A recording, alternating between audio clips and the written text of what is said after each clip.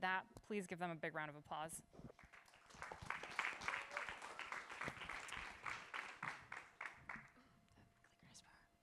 Well, good evening. Can you raise your hand if you're still alive? Okay, that's enough people. Nice, nice. There's a little bit of a PSA. I'm terrified of stages, so I found a trick. I grab a beer and I put on sunglasses so I can't see your faces. So today we're not going to do a demo. There's no more math talk. Maybe later. All due respect with previous people. We're going to be talking more about cultural infrastructure of Web3 privacy in general. Sorry, I was going to say Web3 privacy now, but yeah, Web3 in general. And I'm Alina. As it's been mentioned, I'm a recovering shitposter. Still in recovery. Sometimes I relapse, and I do end up bringing my beer on stage. I am core at Web3 Privacy Now, and we have formed a new task division, which is called Women in Web3 Privacy. And I would love to introduce you to Migle, who is an amazing activist and not a shit poster. She posts incredible content on her Twitter. You should really check her out. And go ahead. Yeah, I just wanted to say, I think up. Yeah, let's switch. I just also wanted to say a fun fact that between both of us, we create culture because at this very moment, with the passports that both me and Lena hold, we can't enter each other's countries. And that should tell you more than anything, because we together unite in culture and in a lot of different things, but we physically cannot enter each other's countries. So I like to call myself a cultural chameleon, because my life's goal was to bring impact through culture. And that manifested in me being an activist, a non-technical hacker, an actress, documentarian, ending up in a venture capital. But all of that, whatever I was morphing into, I always went back into my roots of academia, and that is media, culture, and cyber warfare. And when I was studying that, I all of a sudden found myself being a creative, cultural person in incredibly technical environments. And all of a sudden I realized I have a new passion of dismantling internally complex topics in a non-patronizing and culturally tangible ways. And that's why we think privacy should be way more open-minded and handled with care, handled with culture. And that's why we are working on our collective of Web3 Privacy Now. So there is a collective that already exists, which is Web3 Privacy Now. And as I think most of you know, it's a collective. Actually, no, there's a way that I explain it to my friends that are kind of familiar with crypto. So you know how some collectives or events, they get money from a sponsor, a lot of money from a sponsor, and then they put the branding logo right here in front of your faces, and it's like, yes, buy their token, get the product. We don't do that shit. We basically, thoroughly vet our potential allies and potential sponsors. Oh, I see someone dancing in the back. Yes. But we thoroughly vet our allies, and we actually make sure that their values align with ours. And we don't take money from anyone. We are very nonprofits. Yeah, exactly. We're a nonprofit, and it's very, collective in the end. And a lot of people have mentioned that they've been to so many Web3 Privacy Now meetups, but they don't know exactly what we do, which I think might be the whole point, because privacy shouldn't be boring talks. Privacy shouldn't be just the tech. It should also be a vibe. It should be vibe curation. And in Web3 Privacy, we do both. And as an example, some of the meetups of Web3 Privacy Now are happening when a big conferences are happening and big venues, expensive rooftop parties are happening. We're hosting our events in the park. Don't forget about the yachts. But we're hosting our events in the park where people can come, sit down in a circle and talk about what truly matters. And that's what we think culture is at the end of the day. But when Web3 Privacy Now existed, it still exists. and exists, a wonderful woman decided to create a Women in Web3 Privacy. And at the time, we got a lot of interesting questions and a lot of patronizing questions. Why do you need to exist? Why woman needs an external force? And here's the thing. Women in Web3 Privacy, and when I say women, I mean it with an X, because X represents an allies, which is all of you here today that would support us. X represents transgender, non-binary, and everyone in between, how they feel it. But we are a task force that our goal is not to exist. I wish I didn't need to come here and lobby every day and be an activist for gender rights. I wish I didn't need to talk about it every single day and explain to human beings why me going to hackathons as a woman can be intimidating. Well, not me, I've been doing that for a while, but for a new woman perhaps. So, goal is not to exist of our collective. But until privacy, security, and human rights are universal, we need safe spaces for the most vulnerable. Because if we are building protocols that are supposed to protect us and save us, and we don't have people that are building them who are supposed to be protected, eventually they're going to fail.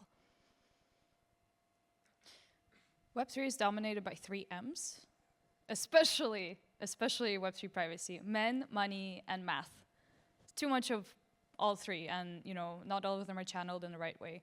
So the whole goal, okay, not the whole goal, but a big part of this goal of women in Web3 privacy is to actually shift away from the sweaty nerds in the basement narrative and then to make it into a cooler, more accessible space where people can come in and they feel like this space is for everyone, because sometimes I have to drag my non-Web3 friends to Web3 Privacy Now meetups, being like, please just come. Sometimes there's blackmail involved. And then as soon as they get there, they're like, oh my God, this is cool. This is like a, random meetup, and everyone's kind of on the same page with, trans rights or queer groups, or, there's not, it's very rare that you meet like a proper Trumpy at one of our events, although that also happens sometimes, unfortunately. And yeah, just bring in a bit more diversity, but also diversity where it doesn't feel like, oh no, we need this amount of women at this, at this side of the audience, or we need this amount of women at a panel. It's more of a soft landing for people that are not necessarily nerds, for people that are adjacent to this culture. Exactly, because when I brought my friends who are hardcore activists in the Netherlands that lobbied against Shell, they would tell me stories that when they were having their secret meetups, and by the way, they were the first party of activists that won a very big lawsuit against Shell, for them only to follow the EU regulations. They were protecting themselves from cyber attacks by putting their phones into a freezer. So that is the level of the knowledge that they had. And imagine inviting that type of a person to a lot of our hackathons and events. Like, they want to learn, they want to understand, but perhaps the culture that we're surrounding around it needs to be a bit more shifted to including the most vulnerable members of the society that are in a radical need of privacy and security. I think at this moment we have enough infrastructure. We need to start building a bit more culture. So making it a little bit more human, making it a little bit more, yeah, human. Human is the right word. And I invite everyone to look into this philosophical belief of Scott, which is a social construct of technology. So technology doesn't just shape society, the society shapes the technology. Because even the most secure protocols fails if it's built without the people it's meant to protect. Right? So if we don't involve the activists, if we don't involve the most vulnerable people that will need the tools that we're building, are we actually building something that has the longevity to survive in the future and serve us as human beings? At Women Web3 Privacy, we do a lot of different things. One of them is currently we're conducting empirical research, which I do invite you to join and be part of it. We're collecting information and stories from both women, men, transgender, everyone in between about your experience both in digital and physical spaces of living in Web3. We've already started this, and reading those is ridiculous. We've heard some stories that I can promise to you, would jaw your jaw down, simply because, especially some of you cis men, if you don't have a feminine energy around you, or you don't speak because certain topics are indeed taboo, we are in a professional setting, you perhaps don't know, and really excuse my French, that some women at hackathons are being offered to suck some cock in order to win some bounties. That is a reality. I get that. And I'm resilient enough because I built that strength. But how can I invite my friends knowing that they might be facing that when there's no infrastructure for them to feel safe? I'm not saying that men are not experiencing the same. And I'm not saying that we're not doing enough to tell men and to break the barriers of taboo and to make them our allies. Because I think many of you that are sitting here and willing to listen to us yap about this, you are an ally. You support us and you want to do more, but perhaps you just don't know how. So come, join us, and then we will just figure it out together. And a sisterhood initiative is something that we believe that you're all aware. When you enter our industries, it can be so incredibly complex, even if you've been in a DeFi and you now want to enter DeSci. And one of the most wonderful things is connecting with other human being that's already been there, done that, will take you by your hand and just maybe take you to the hackathon, maybe take you to the conference, or just have weekly calls with you to catch up and say, hey, this is a good tool to use and this is not really a good tool to use. You probably shouldn't join this community, or this one is really a good one. So that's what we do. We do a sisterhood matching. Any of you can apply. You can become a bigger or a smaller sister in a sense. You can help support each other, and we will try to match you based on many different beliefs that you have. So we'll have a QR code at the end, and you're welcome to all to join our sisterhood initiative. Also, Sisterhood Initiative is not about just like guiding people through, but also giving them a little bit of cultural tips. Like during hackathon, at night, people are usually locked in or crashing out, so maybe not the best time to ask them, important questions. Or if you see somebody having a bit of a autistic withdrawal with, headphones in, maybe don't ask them 18 questions, or don't make eye contact with Vitalik. That's always a good one. And now I got your attention. So we're going to be implementing Safe Space Initiative at Web3 Privacy Now hackathon this weekend. And Safe Space Initiative actually came a couple of months ago from a random encounter I had running a hackathon a few months ago, where a young developer girl came up to me crying about a really shitty comment that she received from a from a male. And the thing is, he made that comment as a joke. And I can see how it is a joke, but at the same time, that's not the kind of joke you should make. And in my head, I don't think it's all men. It's not, also as a collective, we're not, of course, exclusive only to women, but I do think that a lot of men in the space are a bit uneducated, sometimes a bit autistic, sometimes not sure which boundaries they can cross or not. So this is what we do. We bring up this conversation. And to make events a little bit better for especially young women that enter the space, this is where Safe Space Initiative was born, where we're collecting all the data that we can, all the information that we can, so we can create a toolkit to basically layer on top of existing events. And Web3 Privacy Now Hackathon is our playground. So this is our first launch, where we're going to be integrating a couple of, soft things like a little matcha latte corner or a little, do-it-yourself merch table, and facilitate conversations between men and women, and also in general being like, so how was your experience entering this space? Because I think not a lot of us had a soft landing. Do you remember your first Web3 event? Did you feel a bit intimidated? Did you feel a bit out of place? Everybody feels that way. And most people feel that way, at least.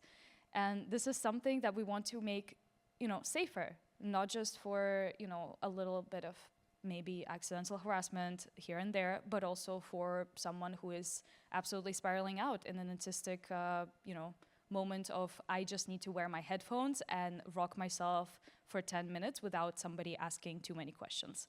So that's what we want to provide. We want to provide that safe space for people like that. Not people like that, but for people having those moments. And if you're here over the weekend, come see us. And if you're going to be hacking, we're going to be there throughout the entire hackathon. But if not, we're having a open space integration around 4 p.m. on Sunday, where everybody is welcome to come. There's a link to Luma also on this. This actually leads to Linktree, but I think it leads to Linktree. This is where you can donate to our collective. You can submit the tally form where we're collecting the data. Of course, you can do that anonymously. We will work with inclusivity managers, hackathon organizers, HR, researchers, and actual academics to produce an industry report where we stand in right now and offer practical solutions. What can we do and how can we move forward? So if you can submit that, that would be amazing. We are really underground collective that we go far with very little amount of money. So if any of you have any of the shit coins in your wallet and you're like, you know what, I don't know what to do with that, this is what you can do with that. Just ship it to us and we'll take care of it. Well, we recently just asked for a donation specifically for our Versal subscription, so I think that should give you a little bit of a ballpark of what we need. Yes, finally our We're not website asking is for up and millions. online. So at the end of the day, we really are not just about women. We are about facilitating culture, because of course all of you even choose yourself to go to the events that are not just as rigid. All of you need a starter of a conversation, whether that would be a cute fleshy. Like if some of you were at a DEF CON, I'm sure you remember the crazy thing that happened with the frogs and how everyone was just absolutely running around and scanning and wanting to get the hats on top. That's culture for you, right? And try to explain that for someone that is outside of this world, how that works. Now, let's make sure that the culture includes all of the different people in our industry and invites not only the coders and the technical people, but the activists, the philosophers, the researchers, the academics, and etc. Thank you so much. We hope you join us. I don't see enough people scanning. Before you clap, scan. Come on, scan, scan, scan. I only saw you scanning, that's it. Thank you, guys. Thank you.